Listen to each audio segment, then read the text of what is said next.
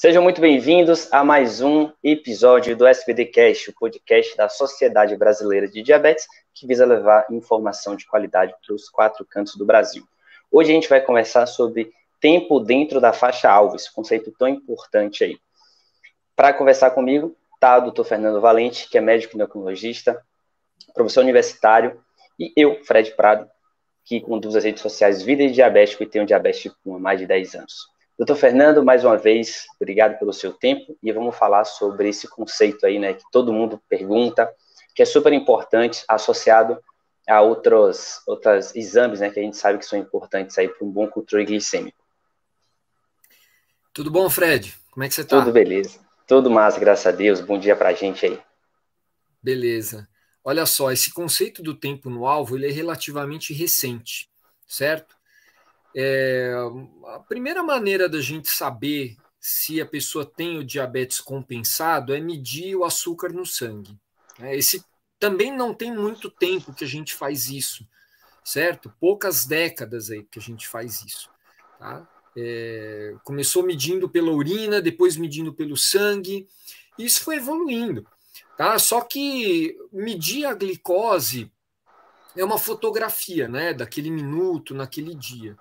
Tá? E daí, a partir do final do século passado, é que chegou um exame muito bom para a gente, um exame chamado hemoglobina glicada, que dava para a gente uma ideia se aquilo que a gente via na pontinha de dedo, né, no valor ali, a fotografia, aquilo é uma exceção ou se aquilo se repetia, né? A hemoglobina glicada, então, ela traduz a média do açúcar no sangue nos últimos 3 meses.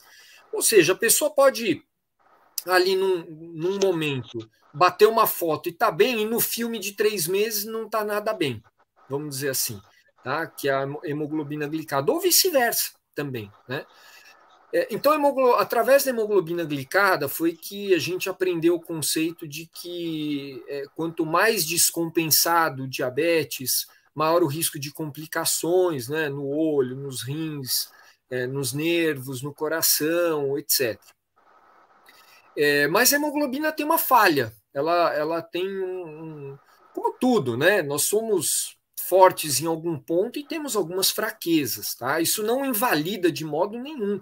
A hemoglobina glicada continua sendo um exame muito importante que toda pessoa com diabetes precisa fazer e até algumas pessoas para triar o diabetes, pré-diabetes também precisam fazer, certo? Mas ela tem um problema, né? Ela dá média.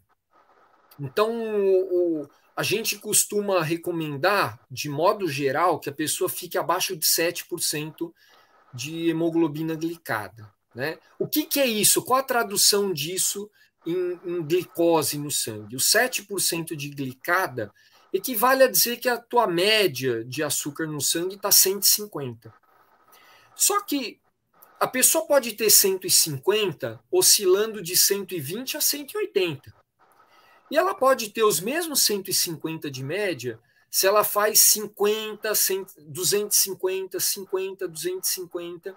Então, essa oscilação em torno dessa faixa de 150, de maneira homogênea, ela vai se traduzir na mesma hemoglobina glicada. Você entendeu? Então, por isso que é importante, de modo complementar, a gente saber quanto tempo que a pessoa fica dentro de uma faixa que é a considerada ideal. E aí existe uma padronização universal para determinar que a faixa ideal de glicose que a pessoa fica deve ser entre 70 miligramas por decilitro e 180 miligramas por decilitro.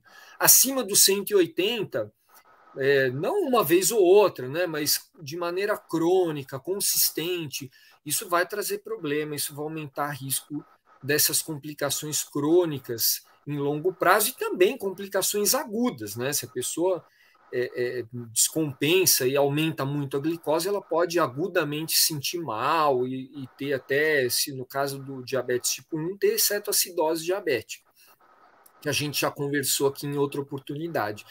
E, ao mesmo tempo, ter essa glicose abaixo de 70 também não é uma coisa boa, que é o que a gente chama de hipoglicemia. também é algo perigoso. Então, a mensagem importante aqui é: a hemoglobina glicada abaixo de 7% é uma meta interessante, mas a gente precisa ver se ela não está dentro desse alvo, porque está fazendo muita hipoglicemia ou porque está variando demais, tá? Porque isso aí vai ter uma implicação direta também no risco de complicações. Como é que você está aí em termos de faixa no alvo, Fred? Você tem ideia? Massa, com certeza. Eu fui anotando aqui vários conceitos importantes que você falou aí e conectados com episódios passados que a gente já comentou, né? A gente teve episódios específicos sobre hemoglobina glicada, por exemplo. A gente falou que ele era um exame super importante para diagnóstico do diabetes, né? Para saber como é que está o controle ou a gestão da glicemia, né? Da pessoa. É um guia, né?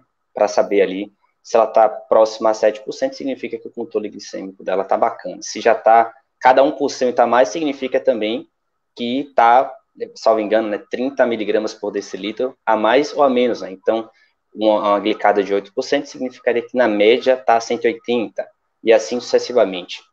E o quanto que é importante manter a glicada próxima a 7, porque os estudos mostram aí que as chances de ter complicações são muito menores. Então, por isso que a gente fala tanto nesse conceito de hemoglobina glicada, e junto a esse conceito vem o outro, né, do tempo dentro da meta. E eu vejo muitas pessoas, às vezes, passando a ignorar a hemoglobina glicada. E não, é uma coisa associada à outra. Tanto a hemoglobina glicada próxima a 7, quanto um tempo dentro da faixa-alvo superior a 70% aí. E como você bem falou, né, o mínimo de tempo aí em hipoglicemia ou hiperglicemia também. É óbvio, gente, que pelo fato de a gente ter diabetes, a gente não vai ter a gente não quer uma linha reta, né? Porque isso é além de utopia, a não ser que você utilize realmente um sistema avançado, né? De pâncreas artificial, enfim, que aí você consegue ter mais. Mas o que a gente fala aqui do conceito é estabilidade, não é, né, linha reta nem nada assim. Porque muitas vezes eu vejo a galera numa neurose absurda, né? De falar, meu Deus, eu preciso parar de comer e aplica insulina. E calma, gente, a gente precisa viver. Então, mantendo a glicemia ali dentro da faixa-alvo, oscilando, faz parte do jogo. As chances de complicações são pequenas. Esse que é o conceito importante. E ó, tem um dia atípico, subiu, passou um pouquinho de 180, ou seja, está com hiperglicemia, traz ela para dentro da faixa-alvo, né? Teve hipoglicemia, recupera ela fácil e traz para dentro da faixa-alvo, porque faz parte do jogo você subir um pouquinho, né? Principalmente quando você sai da rotina. Então, sem neurose, vamos viver, né? E é isso aí, a gente vai buscar utilizar as ferramentas a nosso favor. E o conceito vem justamente da utilização do sensor de glicose, né, contínuo. A gente conseguiu ver mais eficientemente como que a glicemia se comporta, e a gente consegue tomar mais decisões em cima disso, diferentemente da ponta de dedo que você muitas vezes faz ali de 2 em 2 horas, pré e pós-prandial, e aí você não consegue pegar aquela oscilação, né, que você falou ali, aqueles picos e vales que a gente chama, né, aquela subida e aquela descida. Que quanto menor, melhor, né? Não subir tanto, ela vai subir um pouquinho, beleza, mas se você aplicar insulina antes, se você, né, esperar o tempo certinho, se você entender o tempo de ação da insulina, você tende a diminuir e se manter a glicemia mais dentro da faixa-alvo. Maravilhoso, Fred. E respondendo a sua pergunta, como eu utilizo, né, o sensor de glicose, eu consigo ver certinho. Então, eu consigo ter aí em torno de 75%, 80% tranquilo dentro da faixa-alvo. Legal, ó. Isso que você colocou é muito importante. E o que é o recomendado, né? É ficar quanto tempo dentro dessa faixa-alvo entre 70 e 180 de açúcar no sangue? A resposta para isso é depende. De modo geral, assim como a hemoglobina glicada, viu? A gente está falando aqui a meta abaixo de 7% de glicada, mas poderia ser abaixo de 6,5%, poderia se é recém-diagnosticado, baixo risco de hipoglicemia, poderia ser abaixo de 7,5%, poderia ser abaixo de 8%, ou eventualmente até 8,5% para uma pessoa muito debilitada, enfim, cujo E depende também do contexto da pessoa, né? Do que ela tem à disposição. Se ela utiliza mais tecnologia, a gente pode cobrar mais dela também, né? Claro, sem dúvida. Então, e da mesma maneira, o tempo no alvo, de modo geral, o ideal é que a pessoa passe 70% ou mais dentro dessa faixa-alvo. Então, isso que você falou de sem neurose é muito importante, porque assim, 70% eu acho que é aceitável, né? E o risco de complicações realmente diminui. É como tirar 7 na prova, né, Fred? Você não precisa tirar 10, mas se você tirar 7, você passa de ano. Então, esse cuidado aí precisa ter, né? Para você investir um pouco ali no tratamento dessa condição, que você tem que aprender a viver com ela, né? Porque, infelizmente, ainda não temos a cura. E da onde surgiu esse 70%? Você tem ideia? Eu tenho. Justamente porque, em alguns estudos, os 70% equivale a uma hemoglobina glicada abaixo de 7. Tá? Então, Sim, na média. 70% de tempo nessa faixa-alvo corresponde mais ou menos a 6,7% de hemoglobina glicada. Então, a gente está pegando um conhecimento que a gente aprendeu ali dos estudos clínicos com a hemoglobina glicada e está trazendo também para esse novo conceito. E nós estamos vendo já alguns estudos mostrando que quanto maior o tempo no alvo, menor tende a ser a taxa de complicações. Tá? E da mesma maneira que você colocou muito bem, Fred, da relação da glicada com a glicemia, quer dizer, o 7% é 150, o 8% de glicada é 180, o 9% é 210. Existe uma correlação da glicada também com o tempo no alvo. Tá? Então, para cada 10% a mais que você aumenta o seu tempo no alvo, você está diminuindo em 0,8% a tua hemoglobina glicada. Olha só que dado interessante. E cada 10% que você aumenta o seu tempo no alvo, alguns estudos já mostram que o teu risco de doença da retina, do olho, por exemplo, diminui em 60%. Risco de doença renal em 40%. O teu risco de hipoglicemia grave, claro, diminui muito, porque se você está passando mais tempo naquela faixa-alvo, você está menos tempo com elevação de açúcar acima de 180 ou abaixo de 70. Né? Então, acho que é interessante esse conceito que veio com o sensor, é verdade, tá? Mas que quem não pode usar o sensor não precisa pular esse episódio, não. Tá? Porque alguns estudos mostram que só que é preciso, para ter esse conceito, né, para a gente colocar esse conceito na glicemia capilar, a pessoa precisa medir um pouco mais de vezes, né? Porque se medir uma vez só, vai ter uma falsa impressão, eu estou 100% de tempo no alvo. Sim, só que só mede em jejum, por exemplo. É muito pouco, tem muita pequena amostra para a gente tirar alguma conclusão. Já a pessoa que mede, por exemplo, 6 vezes, antes e 2 horas após o café, almoço e jantar, já vai dar para a gente ter uma ideia a respeito do tempo que essa pessoa passa no alvo, tá? Através da medida da glicose no sangue, da glicemia capilar. Tá? É que o sensor que lê a glicose, o açúcar, no líquido entre as células, que a gente chama de líquido intersticial, que é aquele gel no meio das células, esse sensor dá esse dado de maneira automática. Né? O sensor mede a glicose ali no líquido de minuto em minuto. E esses dados são armazenados, certo? E você pode, inclusive, visualizar escaneando o seu celular, né? ou o leitor ali em cima do sensor, e você tem esse dado. Tá? Então, por enquanto, a gente precisa, aí, com o sistema que a gente tem, precisa, no momento, fazer um escaneamento pelo menos a cada 8 horas para não perder esses dados. Tá? Mas dá para fazer isso também, dá para ter essa ideia medindo a glicemia capilar.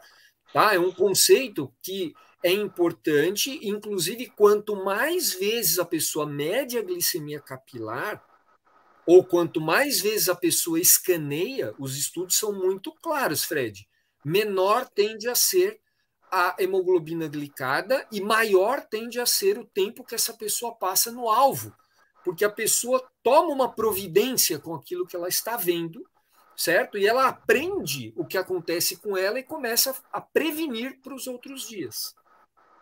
Show de bola. a gente falou aí, né, da não utilização do sensor de glicose. É legal, se até a gente sabe que nem todo mundo consegue ter acesso, né? Mas se pelo menos ali nos 14 dias, que é o período que dura o sensor, antes de ir ao endocrinologista, você utilize, porque você consegue entregar para o médico um relatório de como é que foi esses últimos 14 dias, e ele consegue fazer ajuste em cima disso. Então, é muito melhor você entregar esses dados para o médico para que ele possa fazer ajuste do que você simplesmente chegar na consulta e falar o que é que você acha do que é que você está imaginando. Se entregar dados ali para que ele possa tomar decisões e fazer ajuste em cima desses dados aí. Fator de sensibilidade, razão, carboidrato, insulina, tudo isso só é possível se você tá entendendo, mapeando ali certinho como é que tá acontecendo o negócio. E aí, obviamente, você mantém a glicemia ali mais dentro da faixa alva desse jeito, tomando ajustes, fazendo ajustes em cima desses dados, né? E o outro conceito que eu estava falando, né? Do conceito não, na verdade, né? Apesar de ser um conceito super importante, isso que a gente está comentando, sem extremismo também, né? Tudo que a gente fala aqui é para que a gente possa melhorar nossa qualidade de vida, nosso controle glicêmico e, por consequência, a nossa vida ser mais leve, mais tranquila. E uma preocupação que eu tenho em função de estar muito no digital, né, nas redes sociais e interagir com muitas pessoas, é esse excesso de controle, esse excesso de coisa, né, de linha reta, de, ai meu Deus do céu, se eu sair um pouquinho vou ter complicações, e calma, gente, não é isso. Não é assim que funciona.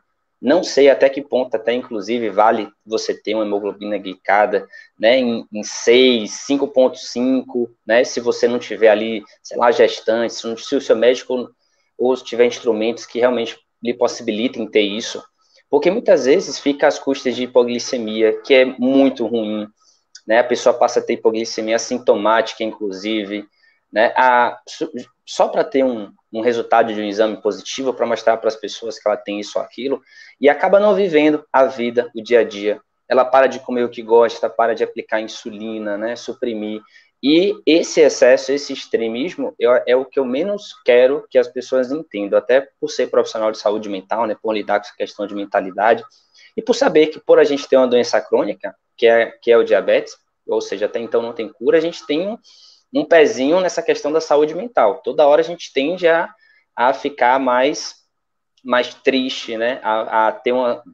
Ficar mais ansioso, com mais angústia. E a gente precisa ter mais serenidade para lidar bem com esses valores, com esses números que acontecem, porque tem coisas que não estão sob nosso controle, né?